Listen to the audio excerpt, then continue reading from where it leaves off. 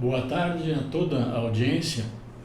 A Advocacia Barreto inicia nesta tarde, dia 23 de março de 2026, uma série de gravações de podcasts sobre a Lei de Seguros. Serão analisados artigo por artigo e será seguida a ordem numérica dos artigos. Cada gravação terá aproximadamente a duração de 30 a 40 minutos. Para imprimirmos uma dinâmica de celeridade e avanço, não serão formuladas reperguntas ao expositor. Isso será possibilitado em momento oportuno. Olá, hoje vamos analisar o impacto do novo Marco Legal de Seguros, especificamente nos artigos 20 e 21, que tratam das consequências do inadimplemento do prêmio. A nova lei ela traz uma divisão muito clara e severa entre o atraso logo no início do contrato e o atraso das parcelas subsequentes. Essa diferenciação ela já vinha sendo adotada pelos tribunais, né? O caput do artigo 20 estabelece que a mora no pagamento da prestação única ou da primeira parcela resolve de pleno direito, de forma automática e independente de qualquer notificação prévia. A regra aqui é a mora ex re. Venceu e não pagou, o contrato está resolvido com eficácia ex tunc, retroagindo a data do vencimento. Isso significa que, se um sinistro ocorrer entre a aceitação da proposta e o vencimento da primeira parcela impaga, não haverá cobertura. A lei só abre exceção se houver convenção, uso ou costume local em contrário. Fora isso, não há o que discutir. A situação ela muda de figura quando falamos das demais parcelas. O parágrafo 1º do artigo 20 estabelece que o atraso das parcelas subsequentes não resolve o contrato imediatamente, mas suspende a garantia. Porém, para que essa suspensão tenha validade, a seguradora é obrigada a notificar o segurado, concedendo um prazo mínimo de 15 dias para a purgação da mora. Aqui surge um ponto de debate interessante na doutrina. O parágrafo 1º lhe dá a entender que a suspensão ocorre após a notificação.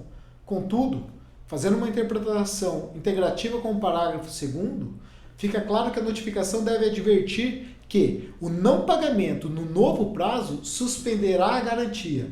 Aí sim, né? Dessa harmonia entre o parágrafo 1º e o 2º, extraímos um benefício crucial para o consumidor. Se o segurado sofrer um sinistro dentro desses 15 dias e a mora for purgada por ele ou por um beneficiário antes do término do prazo, o sinistro estará coberto. Caso o prazo termine sem o pagamento, aí sim a suspensão da garantia retroage ao vencimento original da parcela impaga, desobrigando a seguradora de indenizar eventos ocorridos a partir daquela data. Tá? Avançando para o artigo 21, a lei estipula que a resolução definitiva do contrato por atraso das parcelas subsequentes só pode acontecer após pelo menos 30 dias contados da suspensão da garantia. Para facilitar a operação, o parágrafo 5º traz uma solução prática. A seguradora pode unificar as comunicações. Se na primeira notificação, aquela prevista no artigo 20, de 15 dias, já constar a advertência expressa para que o contrato seja resolvido caso a mora não seja purgada, dispensa-se uma nova notificação.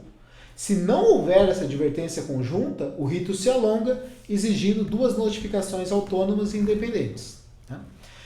Para encerrar, destacamos aqui 3 pontos críticos de atenção que a nossa equipe jurídica identificou nesses artigos. A primeira delas é a tecnia sobre a figura do segurado. A lei cita a palavra segurado nos artigos 20 e 21 como responsável pelo pagamento. Em seguros de conta de outrem ou em seguros coletivos, no entanto, o devedor do prêmio é o contratante ou estipulante e não o segurado final. A notificação, portanto, ela deve ser direcionada a quem tem o dever de pagar, né? E muitas vezes não é o segurado em si.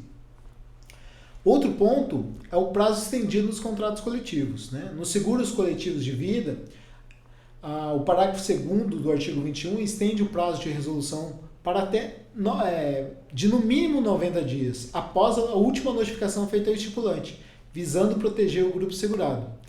Até em relação aqui ao ponto anterior, é importante a gente perceber que aqui a notificação deve ser feita ao estipulante, né? E não ao segurado como consta nos demais parágrafos. É importante que aqui, pelo menos nesse parágrafo, há essa, né, digamos assim,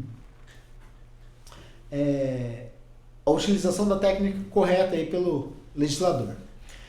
E por último, o último ponto aqui que a gente tem é a armadilha dos cadastros financeiros, né? O parágrafo 4º do artigo 21, ele diz que se o segurado não for encontrado, o prazo conta-se da frustração da notificação com base nos endereços informados ou nos cadastros de instituições financeiras.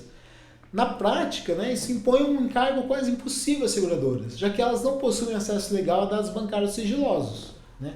Muitas delas não são bancos e não são partes integrantes de grupos ou conglomerados que tenham bancos. E ainda que tivesse, né, a LGPD também veda essa disponibilização de dados, né, para qualquer outra empresa do grupo. Então, aqui é um ponto bem crítico, né?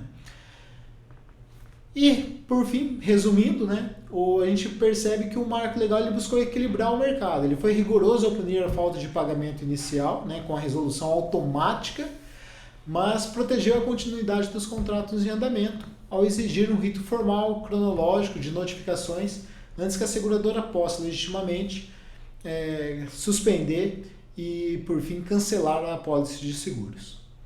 Fico à disposição para esclarecer eventuais dúvidas e agradeço aí a atenção dispensada. Muito obrigado.